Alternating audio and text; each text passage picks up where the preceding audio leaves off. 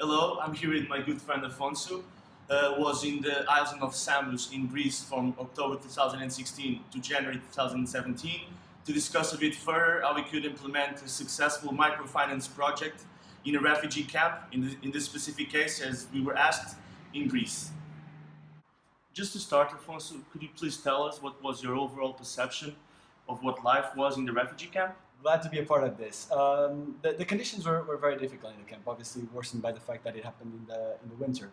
Not only because people actually lived in terrible conditions, but because they literally had nothing to do throughout the day, and especially not anything that would be fun or productive for them.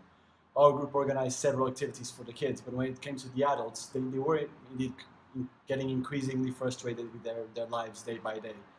At the same time, soon after they enter and they arrive at the camp, they enter this sort of like survival mode where they have to spend a significant portion of their day waiting in line for food, for clothes, and it's very difficult when, especially when you have a family and everything, to know that you won't be able to provide for your children. You always have to ask for something, and that doesn't help in terms of their mindset and their state of mind while they're there. Before we move on, could you please just clarify exactly what do you mean by people living in terrible conditions? Well, yeah, that's a good point. Samos has this peculiarity that it is the only camp, I think, in the islands and obviously in the mainland where the detention center is coupled with the actual refugee, with the actual camp. So the detention center is a place where they spend their first 20-something days. So while I was there was this huge influx of refugees, which meant the camp was overcrowded.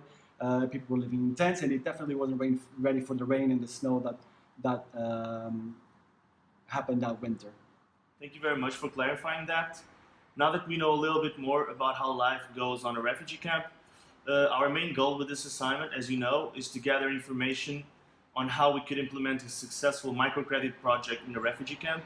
What would be our insights on that? I was in the islands, and there I don't think it would be feasible. In the sense that it is a transition period for them. They will stay there for maybe 6 months maximum, and then on to the mainland, which doesn't allow, so they're not going to settle their lives there, so it wouldn't make sense for them to start a business then move on. Okay, that's a very good point, but how would you recommend implementing such a program in the refugee camps in the mainland? That is where I was going precisely, actually. So to start with the story, while I was at the camp, I met this 6-year-old man who had this big family, and he was being granted passage to the mainland and was looking to establish his life there. He didn't have any goals of going beyond and going to France like many of them do. He just wanted to establish his life, and he was so desperately wanting to open, in this case, his restaurant serving Syrian food. Obviously he's from Syria, but without funds, without citizenship, and even without even knowing how business works in Europe. How is he supposed to do it? In that sense, a program like this would come a long way in providing people like him with opportunities to start over. And what I think is most important with these people is to truly integrate them in our society and not having them feel like left out.